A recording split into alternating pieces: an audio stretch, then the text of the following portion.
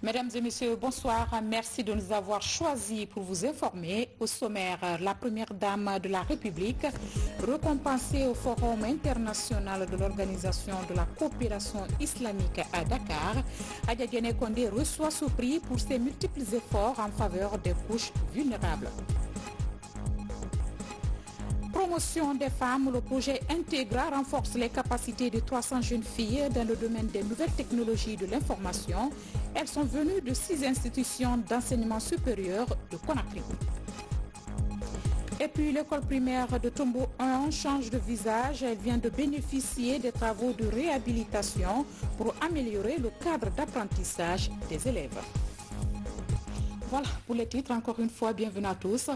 La première dame de la République vient de prendre part au Forum international de Dakar, organisé par la société civile de l'Organisation de la coopération islamique. Adja Diéné Condé a été honorée à ce rendez-vous international. Elle a bénéficié d'un prix pour ses multiples efforts en faveur des couches vulnérables. Compte rendu Maurice Sidibe. Les travaux de la 4e édition du Forum international de Dakar, des organisations de la société civile des pays membres de l'Organisation de la coopération islamique ont porté sur 3 axes prioritaires. État et institutions du monde islamique face aux défis de l'heure, proposition de solutions pour la renaissance de la Oumma et l'instauration de son leadership. Des jours de réflexion ont permis l'élaboration de certaines résolutions. Attirer l'attention de tous sur la gravité des périls qui impliquent la nécessité de mutualiser les forces et d'unifier les efforts pour relever des défis qui menacent l'unité de la Oumma et la fonctionnalité de ces institutions. Appuyons l'organisation de la conférence islamique OCI, cadre fédérateur de l'ensemble des pays de la Oumma, facteur indispensable de son unité et vecteur incontournable pour promouvoir la coopération et la solidarité entre ses membres. Plus de 57 pays ont pris part au forum. La Guinée était représentée par la première dame de la République.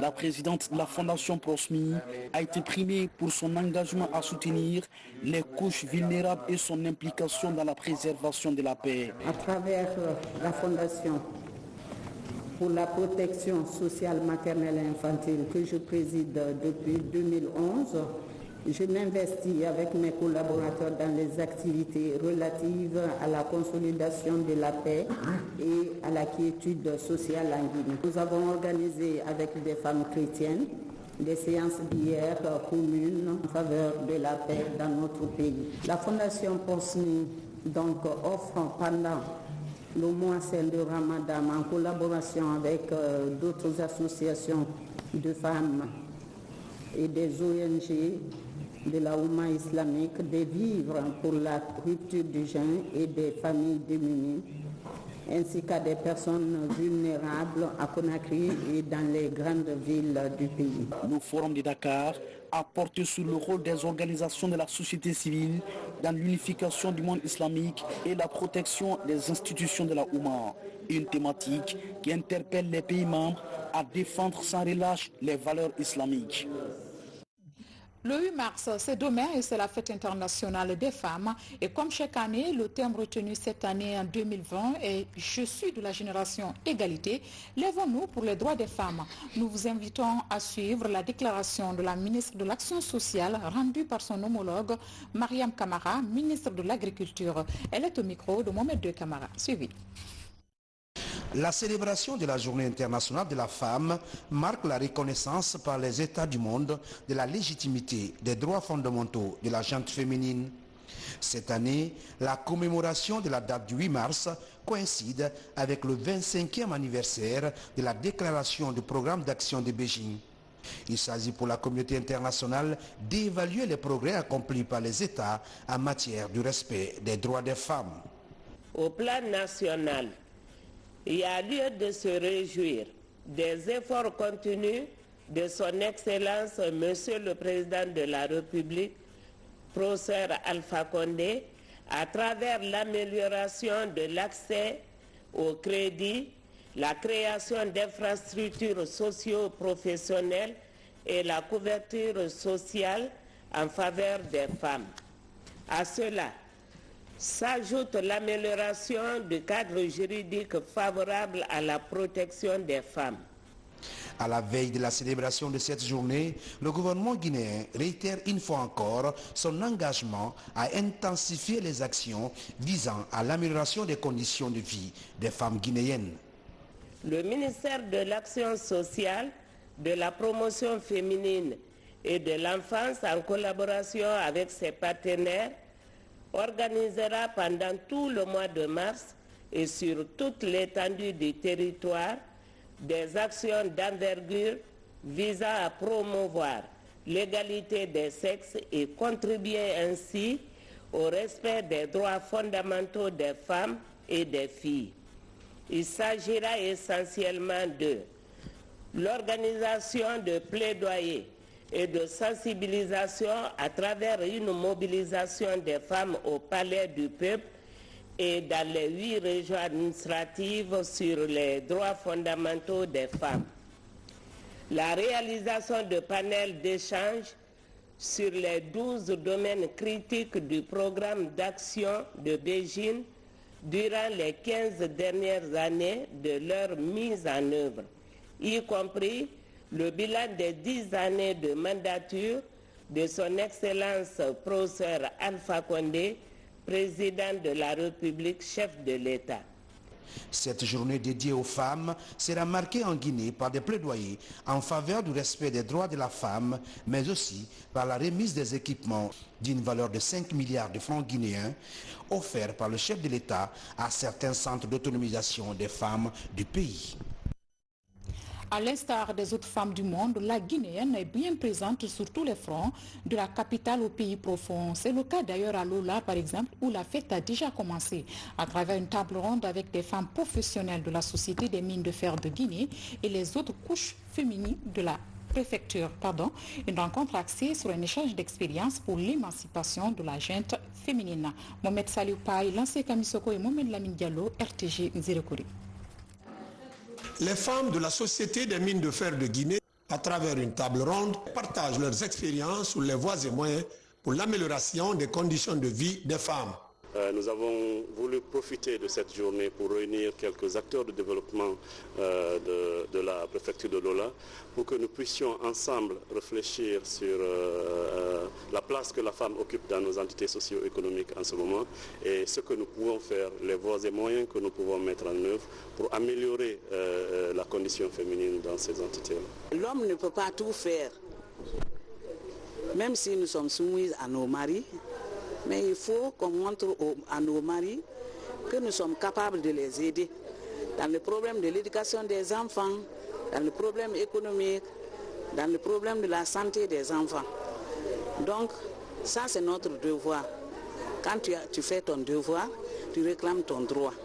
Un des aspects abordés lors de ces échanges est la sous-représentativité des femmes, non seulement au sein de la Société des mines de fer de Guinée, mais aussi dans la vie en société en général. Les débats qui ont été passés devant moi avec les parents, ça m'a beaucoup fait plaisir. Je suis ravie de leur conversation aujourd'hui. Je suis de la génération égalité.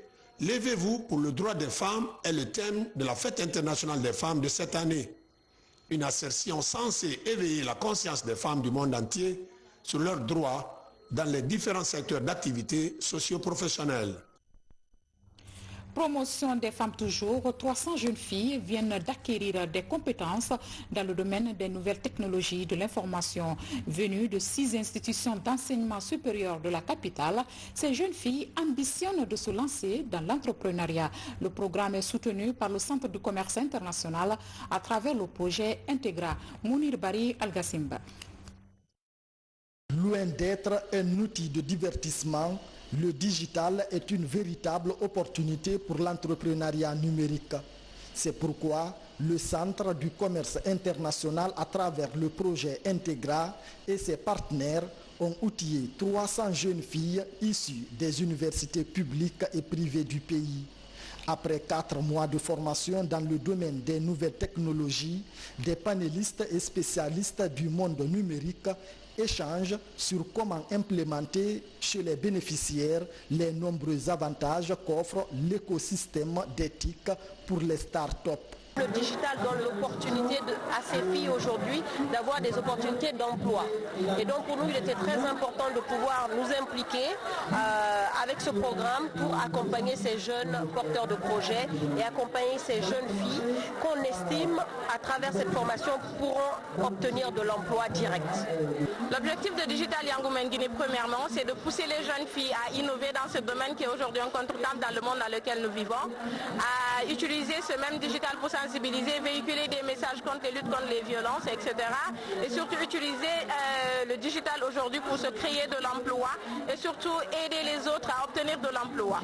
Pour ces panélistes, la création de l'emploi jeune passe nécessairement par la démocratisation des nouvelles technologies de l'information et de la communication, mais également par l'engagement des jeunes filles à s'aventurer dans l'entrepreneuriat numérique.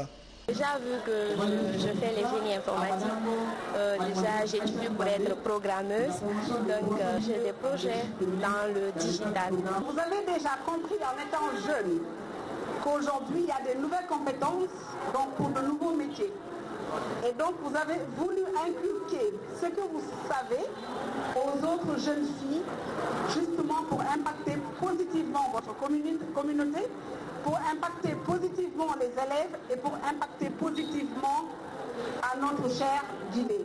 Après ces riches débats sur l'importance de la digitalisation, ces jeunes filles participantes, permanemment en quête d'emploi et du mieux vivre, se sont engagées à relever les nombreux défis auxquels elles sont souvent confrontées. La fin de la cérémonie a été marquée par la remise de satisfecit aux bénéficiaires. À leur tour, les femmes dynamiques de l'armée guinéenne mettent le 8 mars à profit pour poser des actes humanitaires.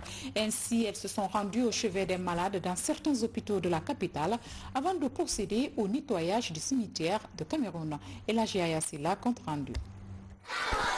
À seulement 3 ans d'existence, les femmes dynamiques de l'armée guinéenne se font admirer par des actions de solidarité. Les tout-petits de l'orphelinat Regina Marie de Kipé sont heureux de recevoir des denrées alimentaires des mains de l'équipe féminine de l'armée guinéenne.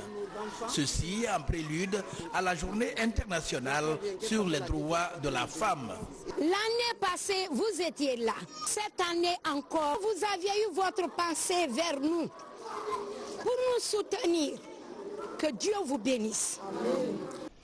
Dans les hôpitaux des camps Samouri Touré et Alpha Yaya Diallo, les dynamiques femmes de l'armée guinéenne viennent souvent remonter le moral de leurs compagnons d'armes malades.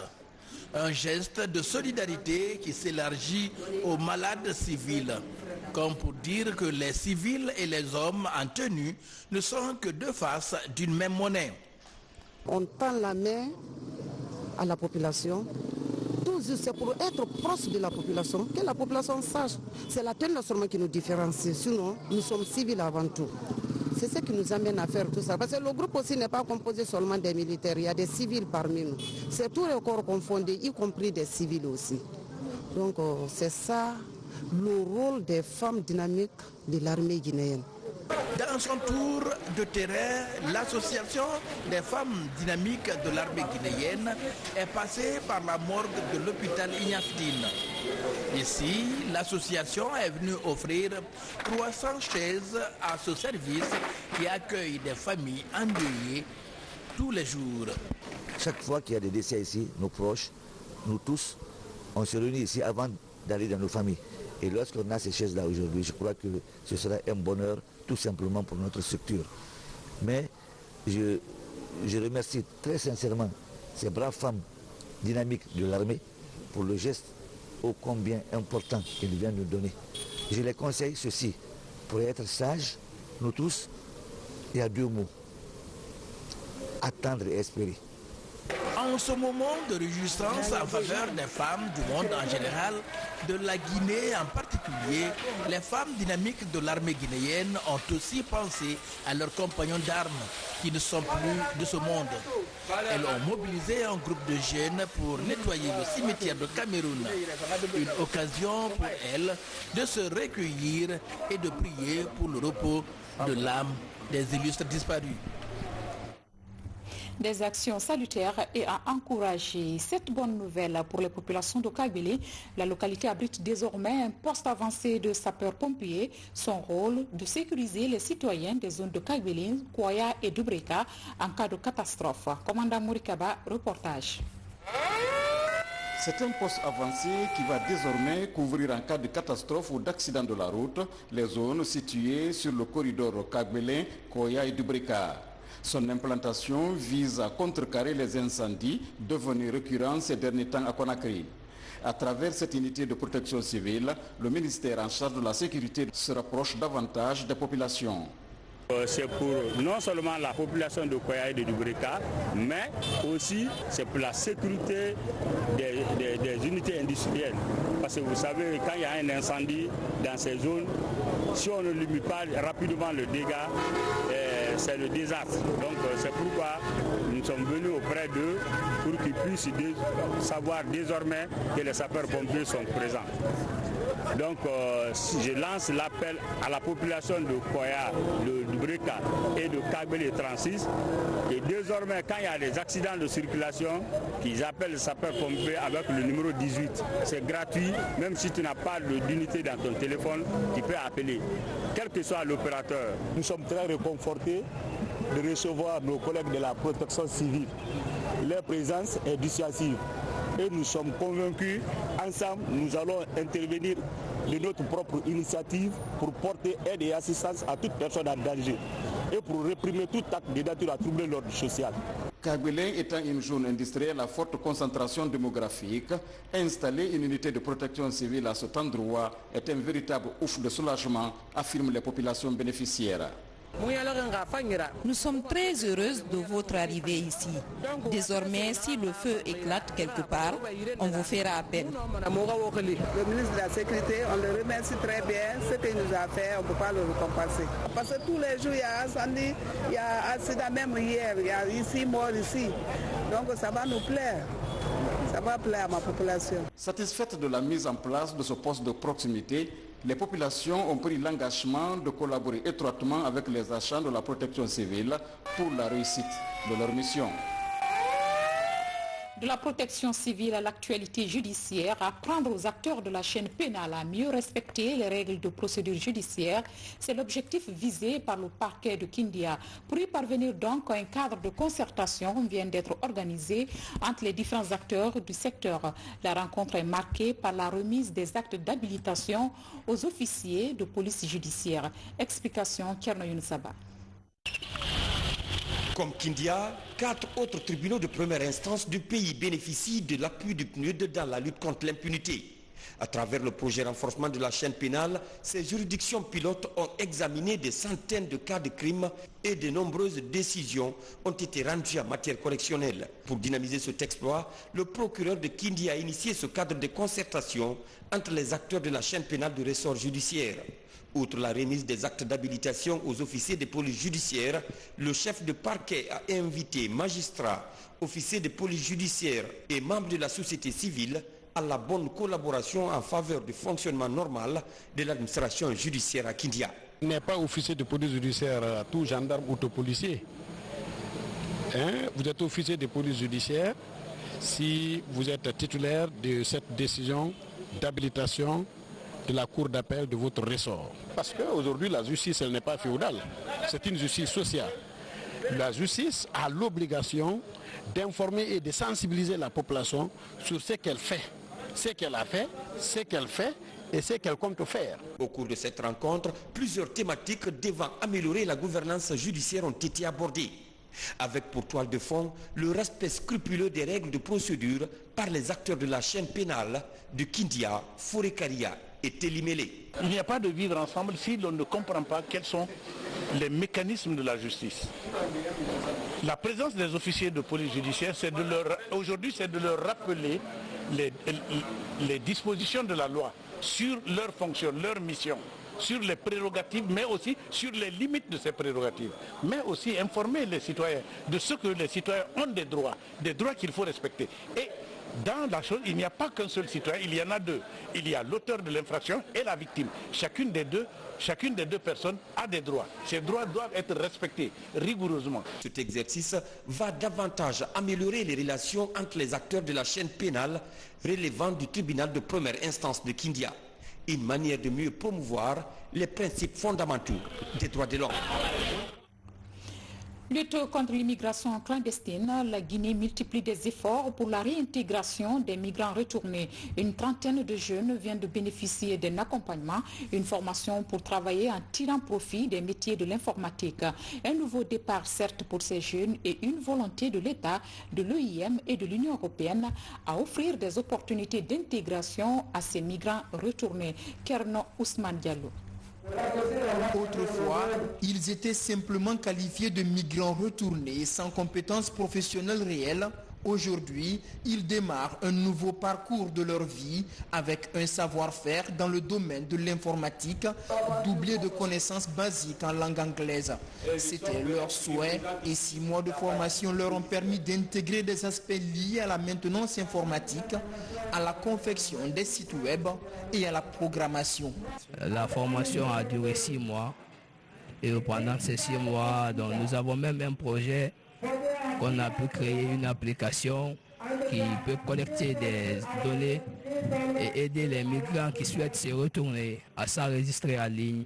Les qualifications professionnelles acquises par les jeunes sont de nature à faciliter une insertion socio-professionnelle réussie, de quoi ôter de leur esprit toute envie de reprendre l'incertaine route migratoire.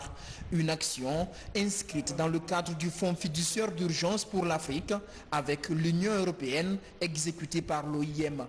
Il ne faudrait pas que ce soit une fin en soi, mais que cette formation, comme je le disais tout à l'heure, soit un début d'un autre cycle de vie. Qu'ils mettent en œuvre cette formation pour rechercher de l'emploi, pour créer de l'emploi, afin qu'ils soient vraiment des acteurs de développement, mais des acteurs de sensibilisation par rapport à la migration irrégulière. Parce qu'ils ont vécu la migration irrégulière, ils peuvent mieux passer le message de sensibilisation par rapport à ce phénomène qui continue à endeuiller les familles, qui contribue à la fuite de cerveau, à la fuite de bras valides qui pourraient contribuer au développement du pays. Cette expérience de réintégration a la particularité de s'appuyer sur des informaticiens ayant vécu l'aventure de migrants irréguliers avant d'entreprendre. Un parcours qui décrit mieux l'opportunité qu'offrent les technologies de la communication dans le processus de réintégration des migrants en Guinée. Troisième grand titre de ce journal, l'école primaire de Tombo 1 fait peau neuve. Elle vient de bénéficier des travaux de réhabilitation afin d'améliorer le cadre d'apprentissage des élèves. Des travaux rendus possibles grâce au financement de plusieurs acteurs mobilisés par la mairie de Kaloum. Bernard Tonguino. Après avoir sombré dans la vétusté depuis plusieurs années, l'école primaire de Tombo 1 arbore un nouveau visage. L'établissement est rénové grâce à l'initiative de la mairie de Kaloum qui a mobilisé plusieurs acteurs pour financer les travaux de réhabilitation. La cérémonie de remise de l'édifice est célébrée avec enthousiasme. Nous suivons toujours le programme que nous avons établi déjà pendant la campagne, pendant les communales. Donc nous avons fait un programme et dans ce programme nous avons inclus d'abord la rénovation et la mise à niveau en état de l'ensemble des écoles de la commune de Kaloum. Et c'est ce qui nous a motivés, c'est-à-dire que l'ensemble des élus, la décision a été prise pas par Madame le maire, mais par l'ensemble des élus. Moi je suis dans une joie immense ce jour de remise des œuvres de Madame le maire de la commune de Kaloum. Parce que dans toute la commune de Kaloum, c'est la première école que Madame le maire a pris en charge pour la rénovation et faire de cette école une bijou pour la commune de Kaloum. Plus de 300 millions de francs guinéens ont été mobilisés et investis pour la réhabilitation de l'établissement.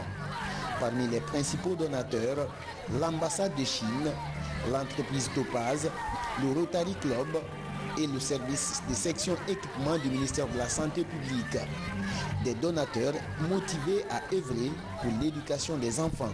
L'initiative nous a plu parce que ça répond au cadre stratégique de Rotary, où l'une des priorités de Rotary, c'est l'éducation, et l'alphabétisation et la lutte contre l'illettrisme. Dans ce cadre-là, nous avons dit que c'était une occasion pour offrir des livres, pour permettre aux enfants de lire, mais de lutter contre l'illettrisme en vue de leur permettre de s'insérer correctement dans la collectivité dans le futur. C'est un intérêt légitime pour la jeunesse, pour qu'aussi les enfants étudient dans de bonnes conditions. Et ce sont ces conditions-là qui peuvent laisser aux enfants des souvenirs impérissables. Désormais, élèves et enseignants pourront s'épanouir dans une nouvelle école dotée de toutes les commodités. Un bloc latrine, des aires de jeu, une infirmerie et des tablettes numériques. Des équipements d'hygiène sont également mis à la disposition de l'école pour l'entretien des nouveaux locaux. Au titre sanitaire, les élus locaux sont appelés à prendre en compte des maladies tropicales négligées. C'est l'une des principales recommandations issues de la rencontre d'échange entre les experts de la santé et les élus locaux. C'est pour permettre d'avoir des stratégies de lutte efficaces dans leurs différents plans de développement local. Makali Souma, Guéné Yansane, Alassane Camara. En Guinée, 8 maladies sont répertoriées comme maladies tropicales négligées. Au rang de ces maladies, la lèpre, la trypanosomiase humaine africaine et la filariose lymphatique, souvent appelée éléphantiasis, une maladie tropicale infectieuse parasitaire et dont la transmission se fait d'une personne à une autre par la piqûre des moustiques femelles infectées. Ces échanges sont une sorte de plaidoyer à l'attention de ces élus locaux pour qu'ils intègrent les activités de lutte contre ces maladies dans le plan annuel d'investissement 2020 et le plan de développement local de leur localité. Nous sommes positionnés au niveau du plaidoyer et de la sensibilisation des leaders.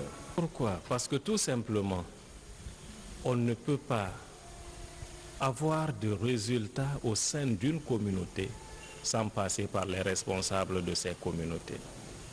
Vous savez que les MTN, les maladies tropicales négligées, sont des maladies qui affectent nos communautés. Elles sont considérées comme des maladies communautaires. Mais aussi la lutte contre ces maladies peut poser des problèmes d'incompréhension. Pour une meilleure prévention, ces élus locaux bénéficient d'un renforcement de leurs connaissances en chimiothérapie préventive pour une prise de conscience effective de leur rôle majeur dans la lutte contre ces maladies. Les élus locaux eux-mêmes sont des gens à souci parce qu'ils ont des programmes et ils veulent les mettre en œuvre. Et c'est une opportunité que nous offrons aux élus locaux de mettre leur programme en œuvre et de dire qu'il y a un programme très important que peut-être vous ne connaissez pas, auquel vous ne pensez pas, que vous pouvez mettre dans votre paquet d'activités et qui va donner un impact sur le développement des communautés. Les maladies tropicales négligées sont des maladies communautaires, d'où l'importance de cette rencontre pour engager ces élus locaux. Ils ont ensemble identifié des domaines d'investissement communautaire et deviennent de facto membres du réseau des personnes ressources pour la lutte contre ces maladies dans leur localité. Nous bouclons ce journal par les nouvelles internationales. C'est une compilation réalisée et commentée par Sam Maratolno. La police espagnole a arrêté 89 personnes suspectées d'appartenir à un réseau de passeurs. Ces individus transportaient illégalement des migrants, mais aussi du cannabis d'Afrique du Nord jusqu'à l'Espagne continentale.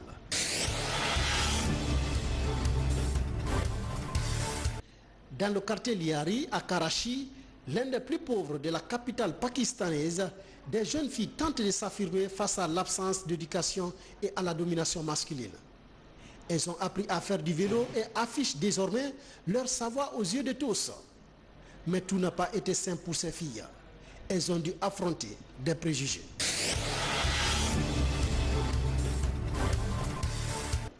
Le champion du monde 2002 et Ballon d'Or 2005, Ronaldinho, a passé la nuit du vendredi 6 au samedi 7 mars en détention provisoire. L'ancienne star du football brésilien et son frère Roberto ont été arrêtés à Asunción à la demande du procureur général du Paraguay. Le vainqueur de la Coupe du Monde 2002 et ex-joueur du FC Barcelone, de l'AC Milan et du PSG est accusé d'avoir utilisé un faux document d'identité.